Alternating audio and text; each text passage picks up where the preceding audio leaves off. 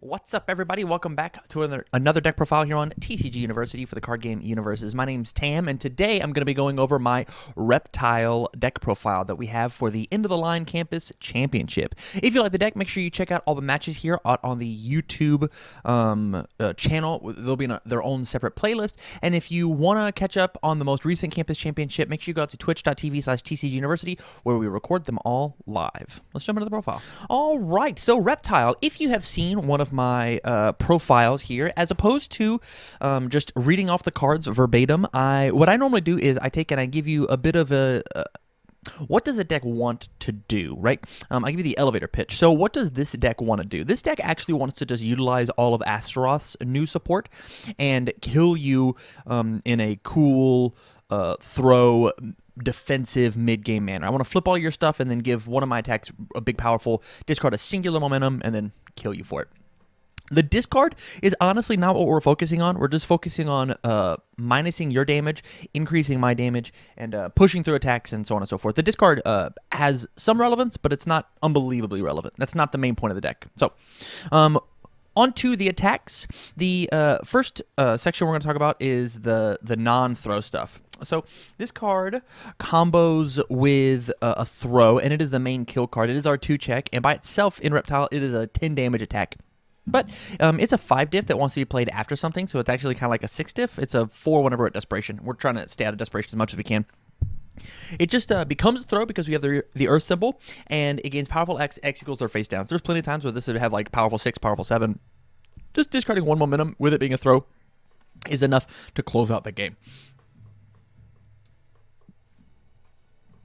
I'll toss you on that side. Up next, the other non-throw attack we have is Poseidon Tide Rush. A really cool name of a card. It also combos with a throw, and the main reason we have this in here is the combo enhance. Your opponent must flip a foundation as an additional cost to attempt to block with a mid-block. So for all my new kids, because it's a cost, you actually, to attempt to block, they would lay their mid-block down in the card pool, they'd flip a foundation, and then make their check. So it's not if they pass or they fail the block, it is if they even attempt to.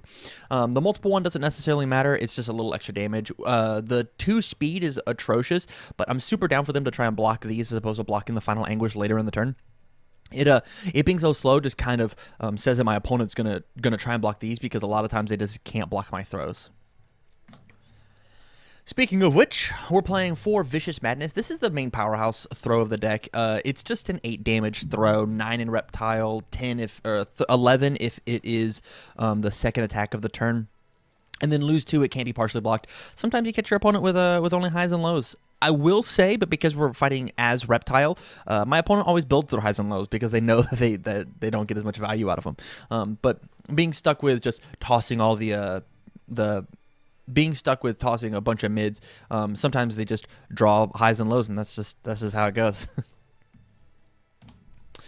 Up next, we've got 4 Spinning Pile Driver. It's just in on the flip train. This thing gets really, really big with Reptile, plus a couple of other things. This is the best poke in our deck, honestly, just because it does everything that we want to do. First enhance, flip one of their foundations, one that I have an issue with. Maybe they have something that resets speed, or will return a card to my hand, or cancel whatever. This card just stops that. We're playing 2 Death Valley Faceplant. This is the last throw inside of our deck. It has an enhance that is very irrelevant just because of how much damage we could pump on our throws. But it's just another good Earth mid throw that I get to take and keep comboing off of. I don't actually think I needed this inside of the deck. I think the other 8 throws existing was actually just good enough. This probably could have been something like a Brutality or maybe even a Fatality in order to try and make my my powerful game plan hit a little quicker, a little faster. We're playing Double Force Ball. This is just a consistency card. This is really good for setting up for next turn. Just combo enhance, reveal the top 3 cards, add any mids this way. This lets me actually use my discard ability. There are plenty of times where I'd have only 2 attacks in my hand and be wanting to play them because they're throws and sometimes they didn't have blocks. And so it'd be just like, hey, throw gets a little damage, throw gets a little damage, build a couple foundations, hold some blocks. This card lets me really utilize the make you discard stuff. The next attack that we have is Double Angel Discus. This is in here because it says multiple 1, and it's a bunch of damage all by itself, and we're playing quite a few assets, and I thought being able to just, my highs and lows are going to get minus damage off of Reptile, and just being able to make sure that just in case we need to block something, we can. The blocking never came into play, but this was just good enough on block and being able to just apply constant mid-block pressure. My opponents are having to block with attacks a bunch, and if they're blocking with attacks, that means they're not playing them as attacks. And so this was just enough to do that. And then my last real spicy card is one Dragon's Tongue. I actually don't need a huge staging area in order to go off. It's a mid-block with Breaker. And there was a time versus a 7-hander. I built 4 foundations, and he went second and built all the way up to 10 and was just going to kill me next turn. So I just played the Dragon's Tongue and just reset the board.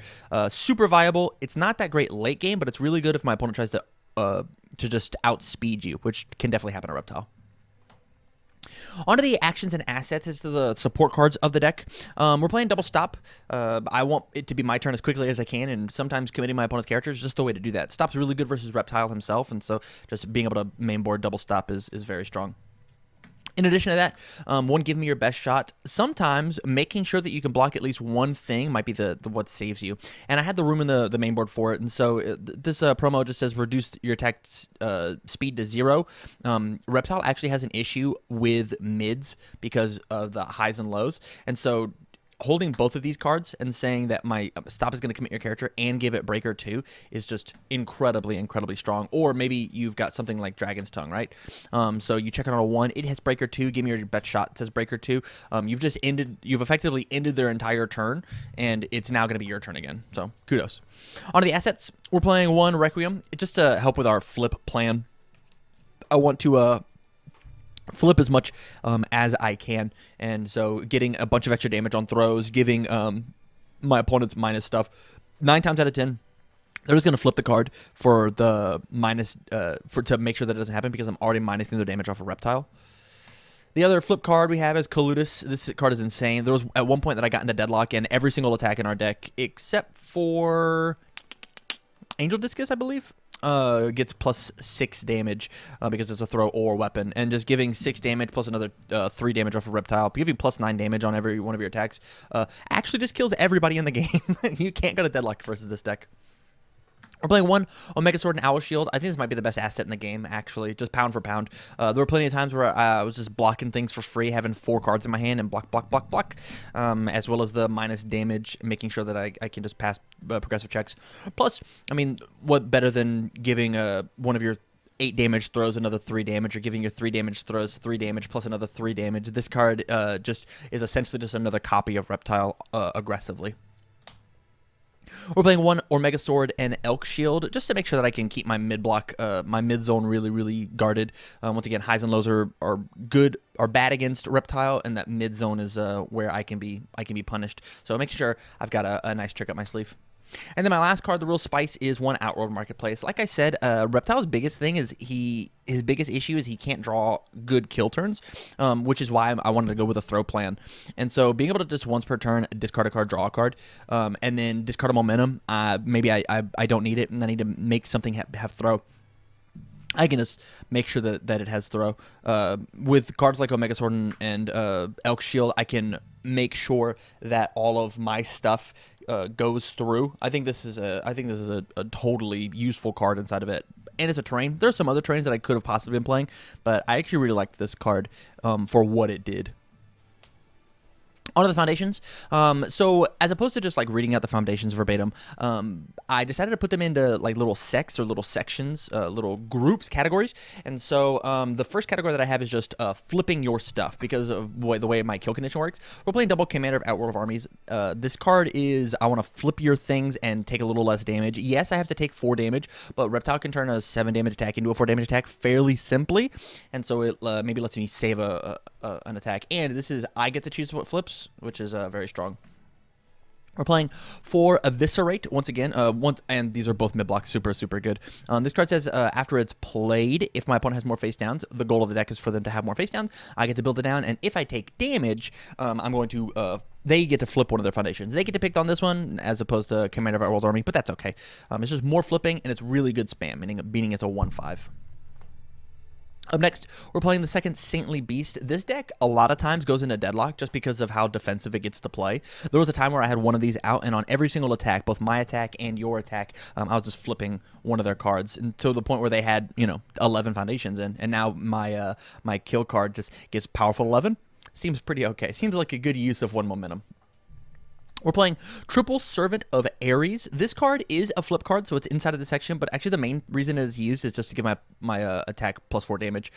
Inside of Reptile, it says all my pokes. The pile driver is a 4 damage attack. I'll find it. Spinning pile driver is a 4 damage attack, and so I'm turning it into a 5 difficulty because I'm committing a card, so I'm committing a resource in order to do that. To make it a 4, 8, 9 damage throw that flipped one of their things is actually good enough as a poke, which is why I said this is the best poke in the deck, just because like these two cards really pair well together, like a nice wine, like a scaly wine. I'm playing one Pride of the Tribe. I just wanted to try this as an option and show you guys that the card exists. After it's committed to pass a block, your opponent flips a foundation, play a ball committed, obviously. I don't think it needs to be more than one of. It's actually got a really good mid block too, which once again, Reptile's really weak in the mid section. And then my last flip it card is one Betrayer of 12.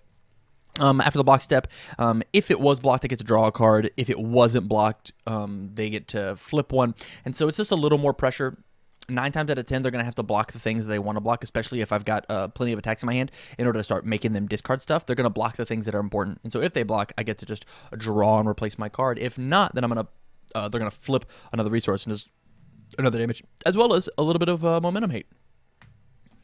On to the next section, which is the I want to kill you cards. We're playing Double the Key to Humanity's Freedom. It's just free +2 twice, so it's 4 damage, 4 damage. It's like the Servant of Ares, but as well as it just can remove itself to build in an asset real quick, which is just strong enough to push through and kill my opponent. Triple Immortal Knowledge, +1 damage on your throws, making them go from even numbers to odd numbers, gets you that extra little damage in whenever they're blocked, and 9 times out of 10 they will be blocked because of how potent throws are. But this is like lets you do a little calculating and making sure that I'm getting the most bang out of my buck when it comes to throws. On the defense, we're playing 2 Toughest Punk in Junior High. Because of the damage reduction that I have here, being able to reduce just a little bit more. I don't think this card needs to be a 3 or a 4 of. I think 2 is actually like a perfect number. Just finding the right instance, the right case in order to use it. A lot of people aren't playing this card, and I think it's useful, especially whenever we are forced to block things. I think it's really good on block. I think by itself it's a little mediocre, but on block it's fantastic. We're playing Triple Overly Dramatic. Whenever my opponent does a thing, I just cancel it. Pretty much, I think it's one of the strongest foundations in the game. After opponent plays an ability, knock it off, cancel it, get it out of here.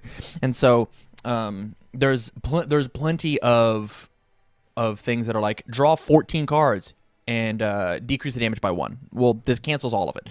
There's a lot of catch-alls that this Overly Dramatic can catch. We're playing 1 Loyal Servant. It's just a little speed hate. We're on a speed hate. And then the Deadlock Enhance is super relevant. Enhance Commit, your opponent discards a card. So I can do it on their turn, and then it'll ready back on my turn. I'll do it on my turn. So essentially going into my kill turn, I've discarded 2 cards plus any cards I can discard with Reptile. You can't build a Deadlock versus this one. It's not possible. The next speed hate is the Dark Side of Karma. This card is just negate on board as well as the speed reduction to make sure I can block my mids. A little consistency, we've got double arranging a deal. It was just a little extra draw. Like I said, Reptile's got an issue with drawing kill turns, and so having a good stat 1/6, 2 mid block that in a desperate play I can just draw an additional card. It's just good enough to work. Consistency again, double Hell's Reach. The next whole section is about helping me pass my checks. If you remember back to my attack section, the entire, most of the good cards are all 5 difficulty, and I want to be able to play more than one of them, right? And so I check a 5, it passes. I check the next 5, I have to commit a card. So I'll commit the Hell's Reach, and then I'll just ready it back up so that whenever I play the next one, I commit both of these and ready this one back up. I essentially turned 2 foundations into 4 foundations on a kill turn. Normally, I would only get to play 2, maybe 3 attacks. Now I can play 3, maybe 4. Pretty consistently. Next, I'm playing Two Dreaming of Becoming Whole. It actually works the exact same way as Hell's Reach, except for it's a little reusable. This is once per game, essentially.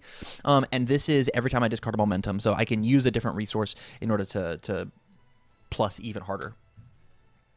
I'm playing One Forward. This card is fantastic. This card's actually super, super good.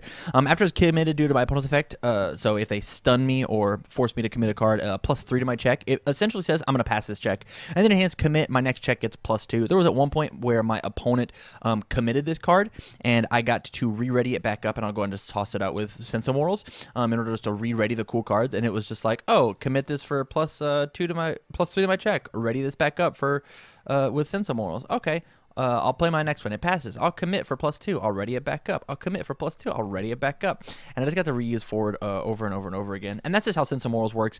Any cool card that you have to commit as a cost, like Betrayer of 12 or any of those, if they get committed, I now have a way to re-ready them.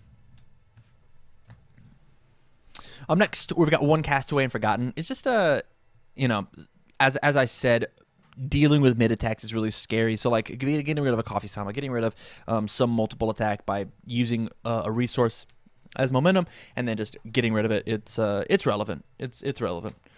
One Venomous. I think this card should be everywhere right now. I think there's so many cards in the game that draw or add to your hand, and this card stops it playable while committed. Yeah, it doesn't have a block, but you just got to deal with that. You just got to live with it. Can make room for it. And then lastly, one from Mother Russia. We don't want them drawing any outs to our cool throw stuff. And so if they draw a card, we'll toss it into their card pool if we don't have the Venomous out to just cancel it. All right, so that was my Reptile deck profile. Reptile deck profile, I like that. If you like the profile, make sure that you, like I said at the top, check out the matches. Go and check us out live on Twitch. And if you want to, if you liked our deck and want to conversate with me about with it, go out to patreon.com/TCG University, sub at the $1 level, get access to our Discord, and talk to me about Reptile all day long. I would absolutely love that. So from all of us here at TCG University, thank you very much for watching, and stay learned.